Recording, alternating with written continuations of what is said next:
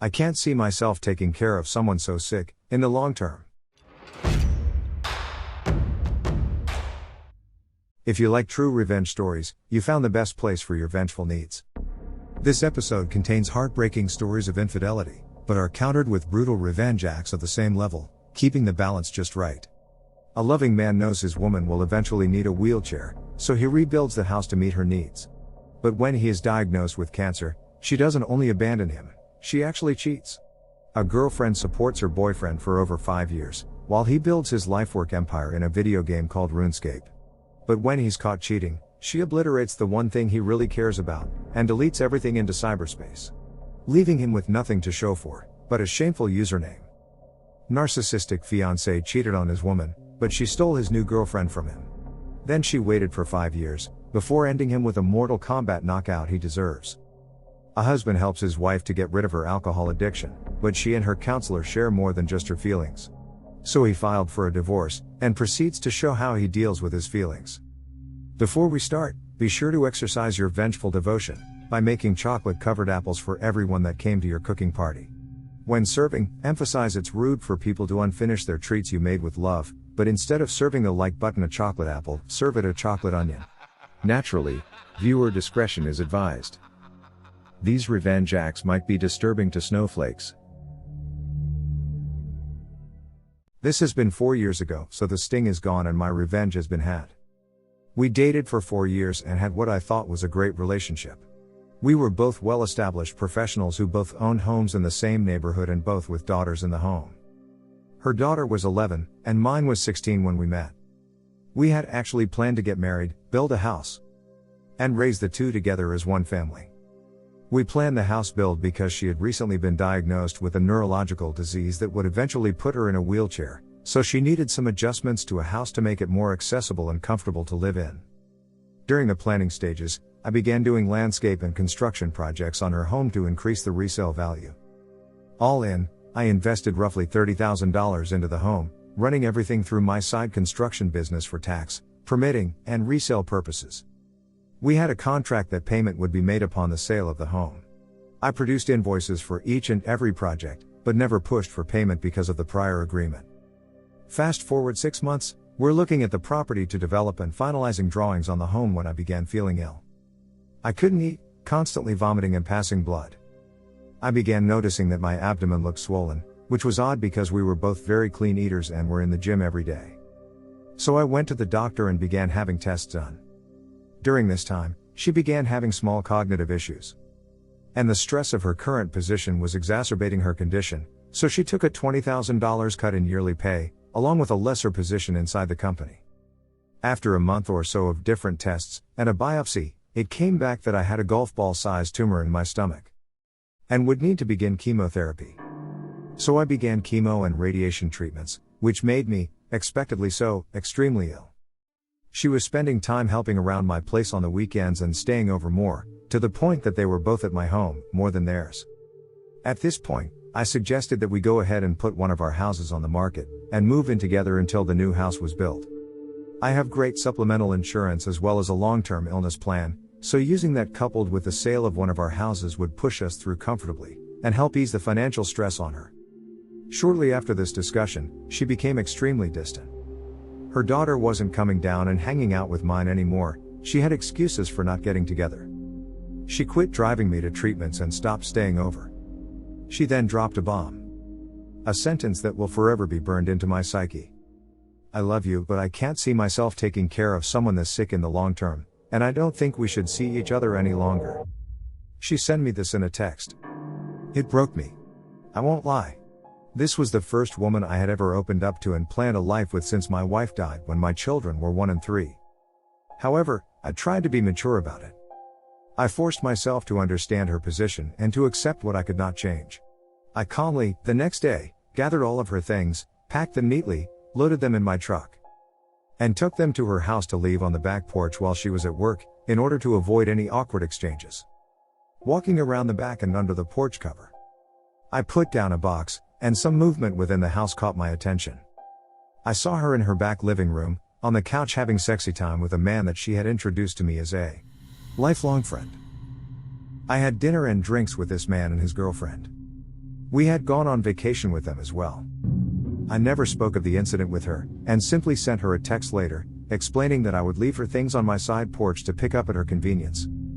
I discovered 8 or 9 months later from his now ex-girlfriend, that they had broken up due to him confessing that he had been sleeping with my significant other, dating back to about the time we were finishing drawings on the new home. Now I'm pissed. Revenge time. At this point, I had finished chemo and radiation for the time being and was feeling healthier. I was going through some much neglected paperwork when I ran across the file that contained $32,680 in unpaid, long overdue invoices, which were promptly sent to my attorney to begin lien proceedings on the home. It turns out that I couldn't have done this a moment too soon, because she was set to put her house on the market. Coupled with interest over the course of, what was then, 19 months overdue, the invoices were hefty. That, along with the agreement of settling them when the house was sold and attorney fees, left her with roughly $10,000 after the sale of the home and settling her current mortgage. She promptly had to back out of the purchase of another home and moved in with her oldest daughter, sister-in-law, and 2 grandchildren. She also had to leave her job and begin receiving disability. I ran into her a little over a year ago, and she looked as if she had aged 20 years, and was in the wheelchair we had talked about. We chatted cordially but briefly and I excused myself and went on with my day. A few days later, her younger daughter called me and spoke of my running into her mom, and if we could hang out sometime. I gave a vague answer, thanked her for calling and again, went on with my day. The ex then called me a week or so later, and began apologizing for leaving me as she did. Again, cordial but short, I thanked her for calling and hung up. She began texting and this went on for several weeks until she asked if I could ever see us rekindling what we had. To which I replied, I can't see myself taking care of someone so sick in the long term. Remember the box on your back porch? Did you think that, lifelong friend, brought that over to you from my house? Good luck to you, goodbye. I sometimes feel guilt over this, but not much, and not often. Also, I'm cancer-free for 2 years now. The following story is told from the female perspective. My boyfriend and I had met online well over 6 years ago through an online game by the name of RuneScape. He was 14 and I was 17, but it had felt like we had been friends forever. We both played the game very often and connected through it, eventually leading us to start a long-distance relationship. Things began to escalate as the years went on and we began seeing each other in person every few months or so. We were about 1,500 miles apart, so one of our main priorities for the future was moving in together and closing the distance. My job had prevented us from doing that, but we had finally set a date for me to move in with him in December in that specific year. Our relationship never had any serious issues and I was more than happy to have him in my life as he was happy to have me. As I got older, I began to play RuneScape less and less, as work took up most of my time. He continued to play regularly, if not more than he had when I first met him. He could never really hold down a job and barely had an income, but I supported him throughout the years and even paid his rent from across the country after he moved out of his parents' house a few years ago. I never really minded it because he was a sweetheart. But we began to have problems. In November of last year, I couldn't help pay his monthly rent. I was short on cash after having to pay my own living expenses alongside car repairs and bills I owed to the state, and I just couldn't afford to support him at the time. When I called him one night to discuss it, he freaked out and started crying that he didn't want to live with his parents again. I tried calming him down and even suggesting that I could help him find a temporary job until I could start providing for him again, but he wasn't having it. He claimed his parents would treat him badly if he returned home, which I know for a fact isn't true because him and his parents have stayed with me several times. They're good people, they've given him the world. I eventually did calm him down, but he remained passive-aggressive the entire night and we eventually hung up. Because I cared about him, I reached out to his father the next day and informed him that he would probably be moving back home after his lease expired that month. I explained how I wouldn't be able to afford paying for his living for a month or two, and if there were any local jobs he could work in order to, make an income. Apparently, a friend of his father needed help managing a small warehouse for his business and was looking to potentially hire my boyfriend for the season. It paid $15 per hour and was super easy, lifting boxes, sweeping the floors and taking inventory. I brought it up to my boyfriend that same night and he was not having it. Not only did he not want to work in a crappy warehouse, but he didn't want to work at all. All he planned to do day in, day out was play RuneScape. I brought up a few other job listings I had found in his area and he immediately shot all of them down as well. He then had the audacity to comment about how he thinks I should work harder and possibly work a second job. I kept my composure and simply argued against it until we eventually hung up. I collapsed on my bed and cried for a good hour or two afterwards, because of the intense emotional stress I was under. Not only do I work 8 hours a day, 6 days a week, I'm also an industrial meteorologist. If I remember correctly, that's a lot more work than playing RuneScape every day and using my Hulu account. I really considered breaking up with him right that moment, but I changed my mind and decided to give him another chance. Looking back on it, big mistake. I messaged him throughout the night and we sort of made up, but I was still a little uneasy about the entire event. He had moved back with his parents by the time December had come, and I began to help him look for jobs while he wasted his life away playing video games. I eventually persuaded him to start working at a small retail store near his house, and he thankfully began to make some money. I would still buy him video games and transfer him money like normal because I spoiled him, and our relationship began to feel somewhat okay again.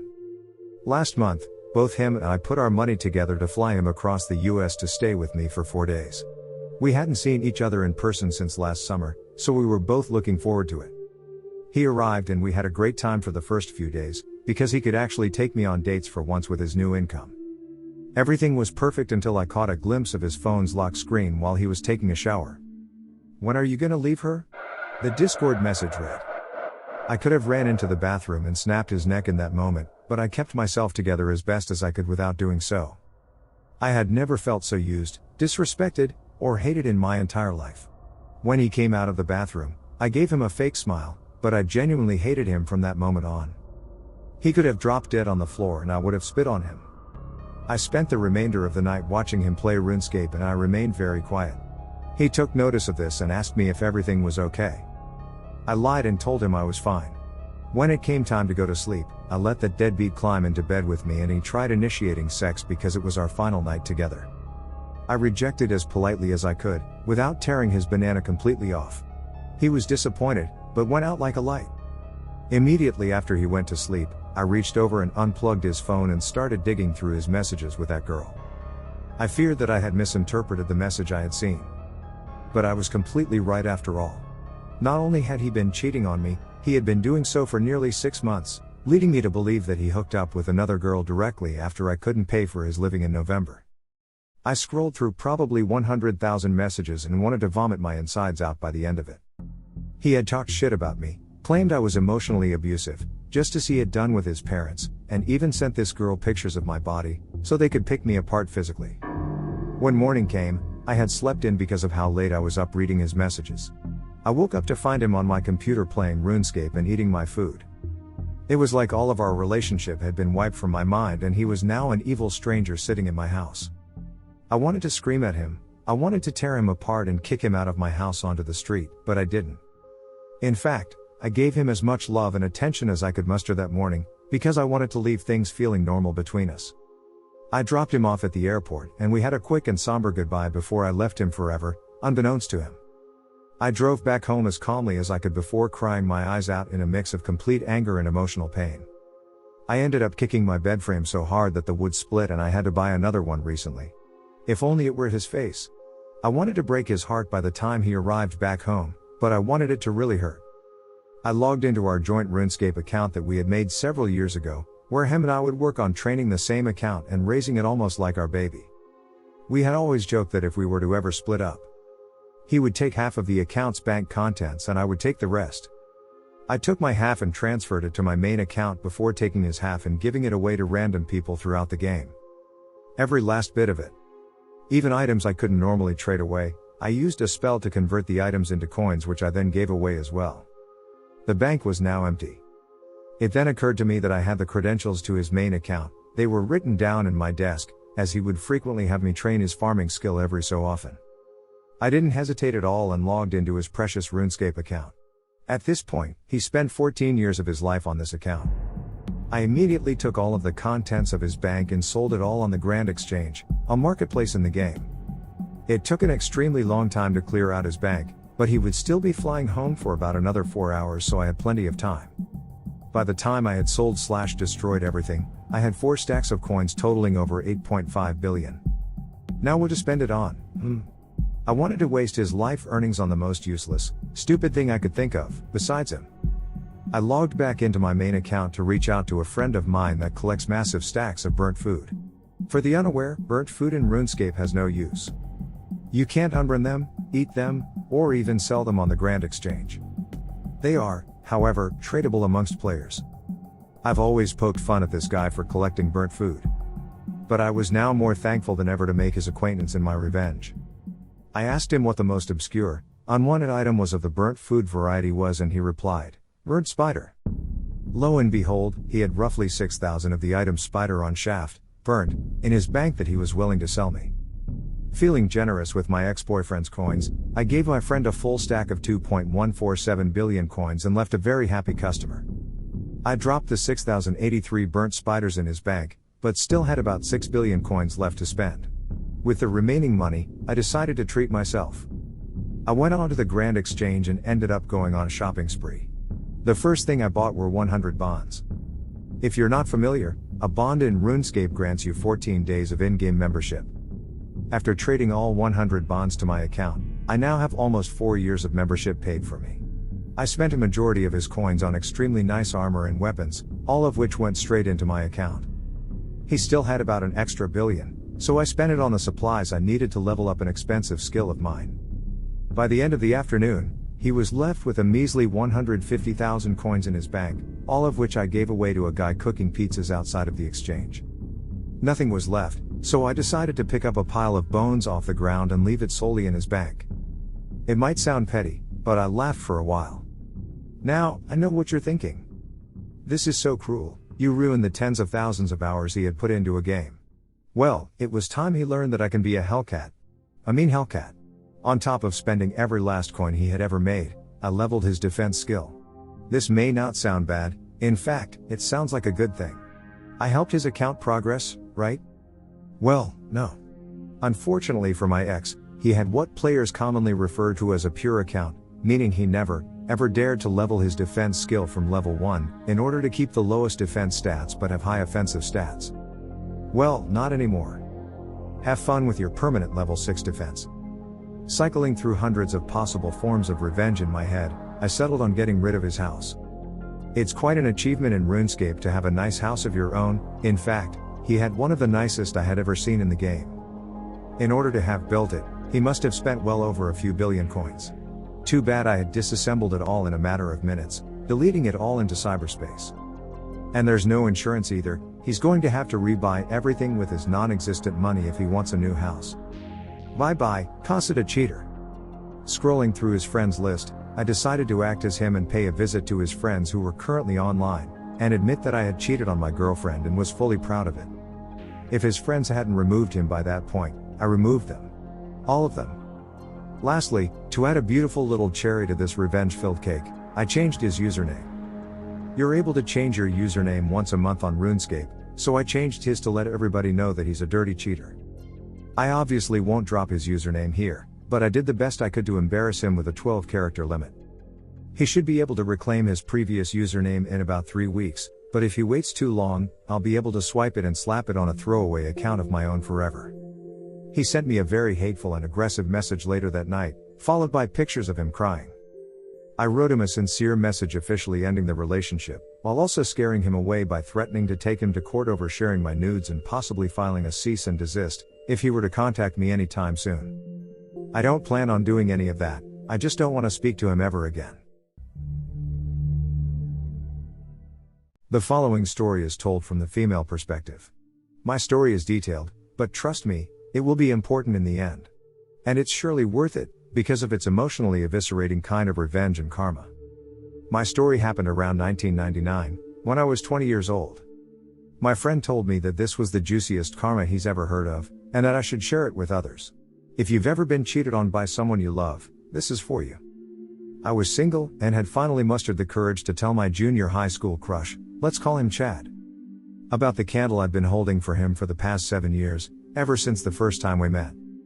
I was still somewhat new to the Pacific Northwest after leaving my home of Alaska, and figured, well, he's in Alaska and I'm here, and never moving back, so I might as well let the unspoken thing be spoken, get the answer I'm sure is coming, and move on with my life.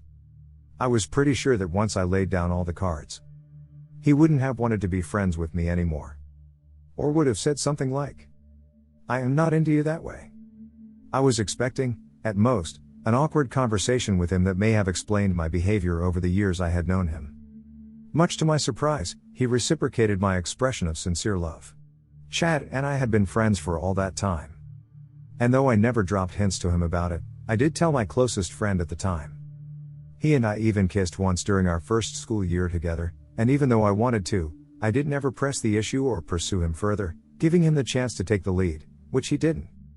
His words to me were poetic and so full of promise, including him saying how he always had a thing for me and never knew how to approach me, and that he was so afraid I would reject him and he'd be humiliated, and so on. The same kind of stuff I had told him.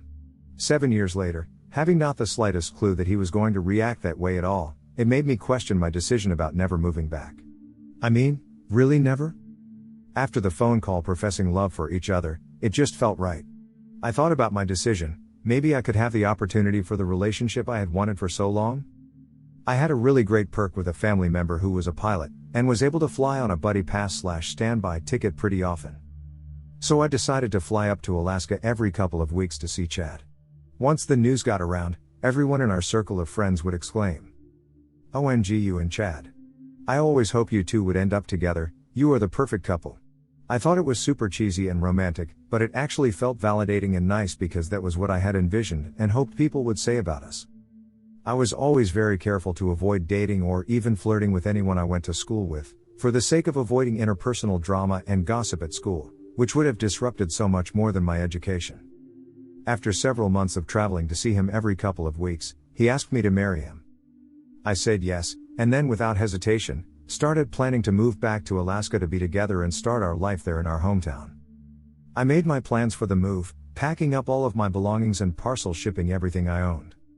Thankfully it wasn't much, because I was still so young and didn't own any furniture. Chad and I were going to live together at his place, where he had a roommate, let's call him John, who I will never forget, and the reason why is coming up.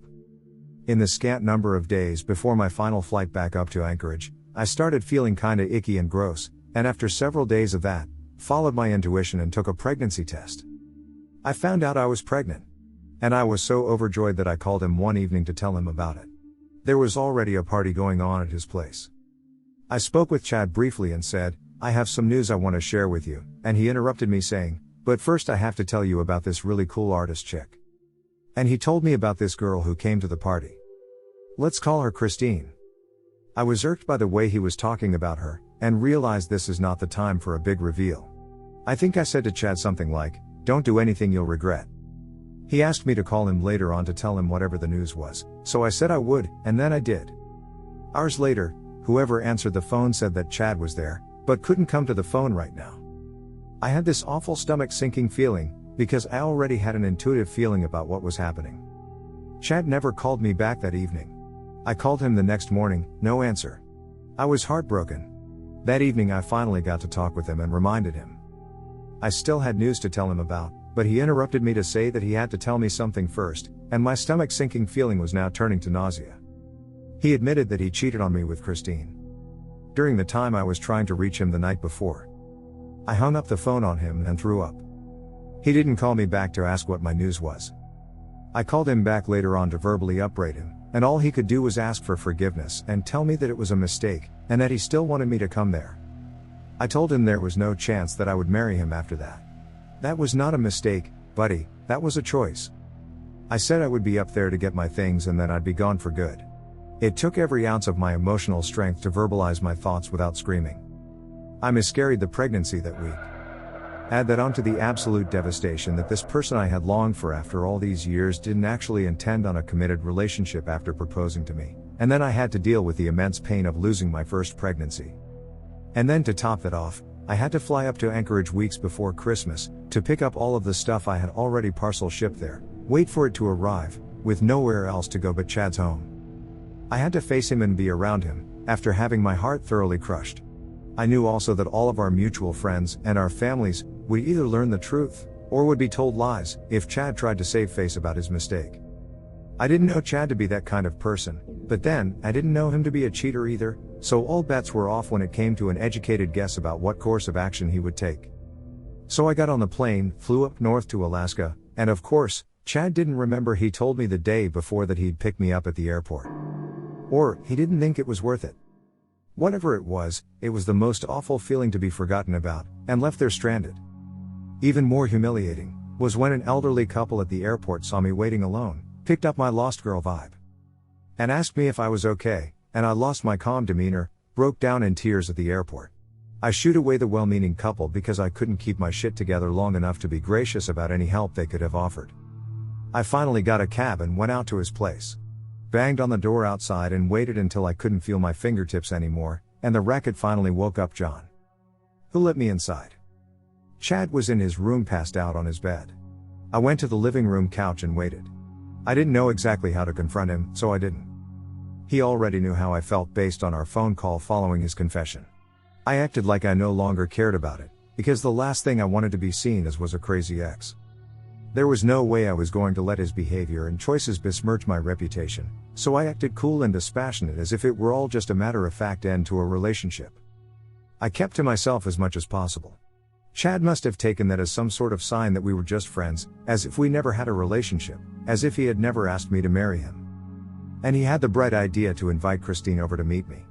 As it turned out, Chad told Christine that I was just a friend and he never told her about our relationship, engagement, me visiting frequently to see him, me moving there to be with him, etc. It was like I was just erased and discarded. Looking back, this is a very clear case of a narcissist's relationship pattern of idealize, devalue, and discard. Every moment between arriving there and leaving felt like it was just me crying and feeling so incredibly hurt that it broke my whole world. I had sacrificed my family, who had all moved to the Pacific Northwest by that point. I left my job, so that I could move back to Alaska and be with Chad.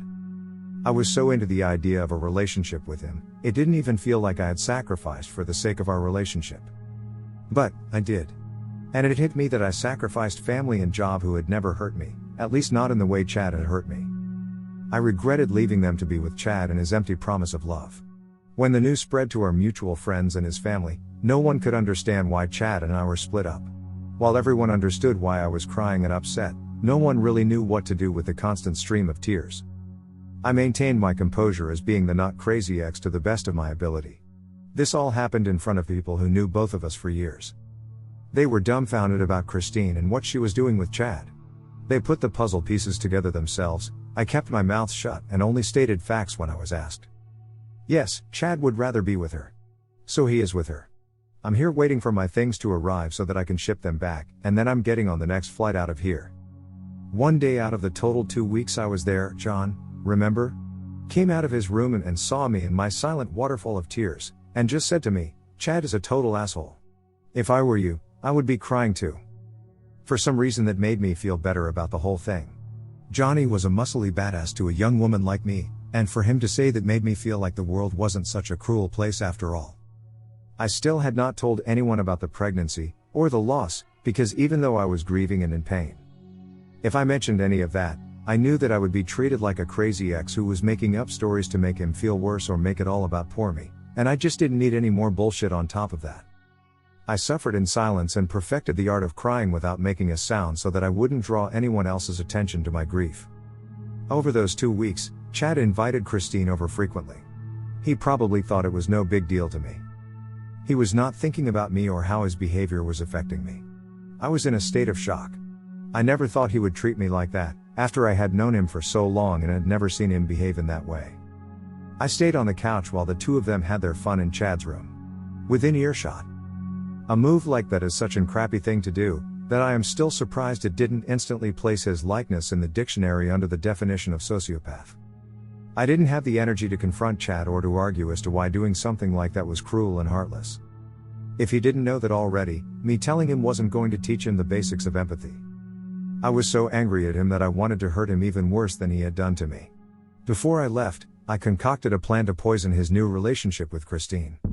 This is where the revenge plot comes into play. I am bisexual, and I knew that Christine was at least flexible in that regard, and obviously she was willing to move fast with someone. So, at yet another party night, a seemingly regular occurrence at that house, I got Christine all to myself before she got drunk, for long enough to seduce her. I shut both of us in Chad's room. Meanwhile, everyone else was getting too drunk to get that anything could have been happening in there. Chad was occupied with the guests and may not have noticed we were missing. After we were finished, I told her why I was there, and told her about my history with Chad. With an icy and dispassionate apathy that illustrated how much Chad was dead to me, I told her, if he cares about me enough to propose to me and then do what he did with you, after I've known him for years, just imagine what he'll do to you. Suddenly she understood why I had been so somber when I was introduced to her.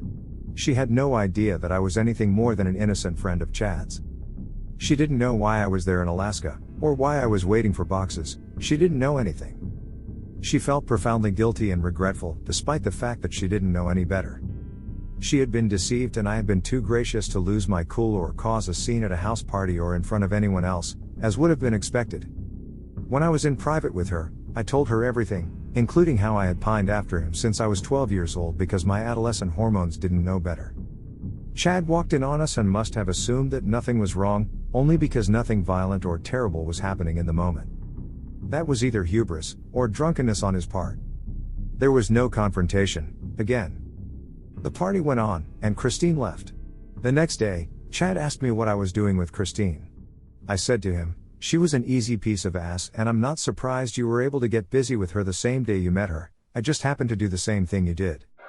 I have to confess, I didn't see her that way. I said it like that because it was the most emasculating thing I could think of. The look on his face seemed to suggest that his Wiener Schnitzel had shriveled and inverted into his body. He looked more mortified than I've ever seen him. I still played my poker face.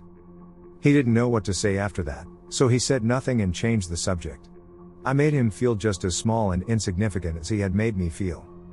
Mission accomplished, or so I thought. There's more. I got my belongings finally, and shipped them all straight back to where they came from.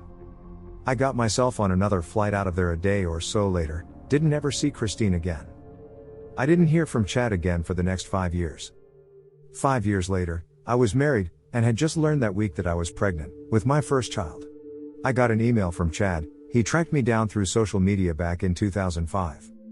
He said that he wanted to catch up with me, so I obliged him with a phone call, thinking I was gonna gloat about being married and having a kid or some stuff. Chad told me all about the karma that went down after I left. He said, you didn't go crazy while you were here. But whatever you did planted a seed that grew into something that destroyed my life. He didn't say that word for word, but close to it. I think he used the word cancer in there somewhere. Perhaps my intentions to avenge my dead fetus invited my guardian angels, demons may be more likely, to intercede in the situation. Karma, in order of appearance. Christine cheated on him with his best friend, and then moved in with the dude only 2 weeks after I had left. Ouch. He got fired from his job on Christmas Eve. His boss was another mutual friend who heard about what he did to me. Decided he didn't want the guy working at his video store anymore. Ouch. His truck broke down in front of an electrical station, got impounded. He didn't have enough money to get it out. Since he lost his job, he lost his truck too. Ouch. That is pretty bad when you live in a place like Alaska, in the middle of winter. His family caught wind of what went down with me and disowned him. Ouch. I thought that was pretty extreme. I never found out what they heard or were talking about, but just chalked it up to karma. After Christine was gone, his remaining friends, unsurprisingly, threw another drinking party at his place. Except that this time they got Chad wasted drunk, and then beat the crap out of him and threw him out of his own home into a snow berm, and locked him out.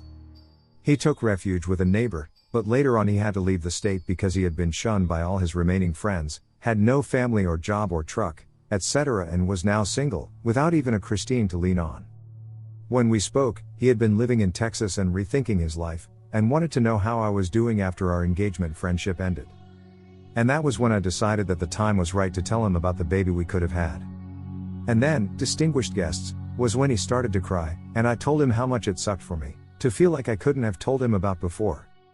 And then I heard his full-on ugly cry on the other line. He was sobbing on the other line, and couldn't stop apologizing.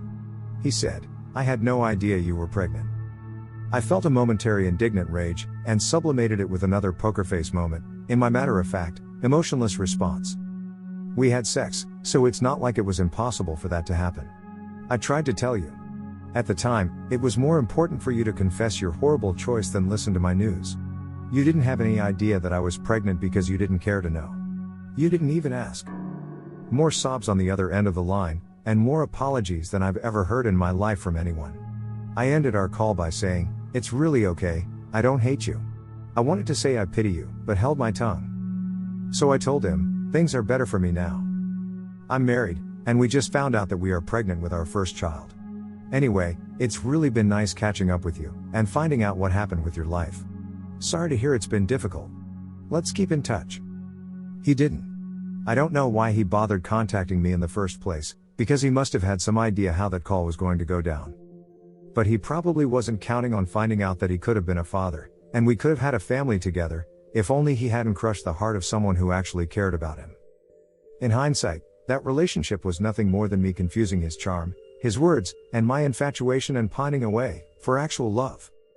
I spent so much time wondering and questioning what I had done to deserve him doing all of that to me. What I didn't realize was that he didn't do any of that because of me, or to punish me for any reason. He did all of that, because the only person he had been thinking about was himself. It took me many more years before I would learn how to identify narcissistic behavior, and now looking back, I realized that I had narrowly escaped getting myself stuck in Alaska and romantically committed to a person who has little capacity for empathy, and doesn't feel remorse when he wrongs someone. I learned how to get revenge by maintaining my grace and composure, stating only the facts, keeping my emotions to myself and my demeanor together, just long enough to plant doubt in the heart of the new woman. 5 years after he crushed my heart, he cried enough to fill a bottle with his tears, and my satisfaction poured it over the flowers on the grave of our tiny, passed away fetus. I'm sorry, baby.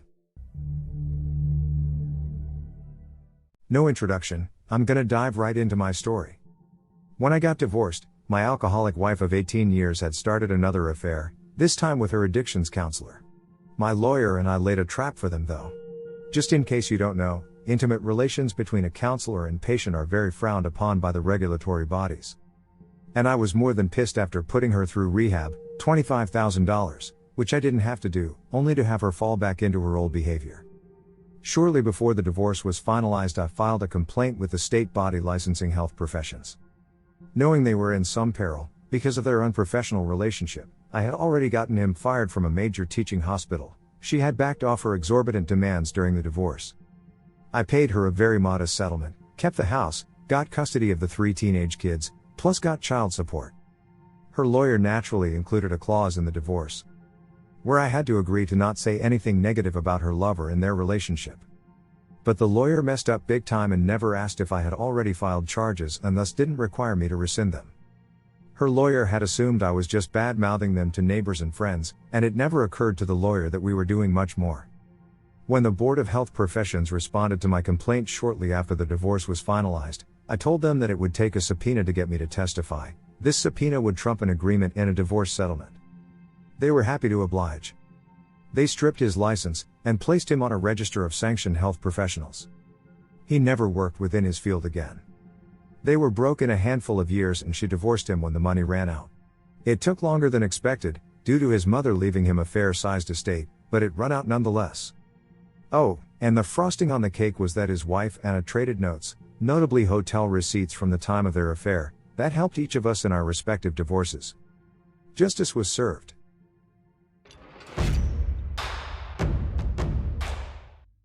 Thank you for enjoying this episode, which was made with artificial love. Subscribe to receive future episodes, and tickle the like button for good karma. Do you have any experiences surrounding this topic? Share yours below, I'll join the conversation. And I'll be seeing you in the next one.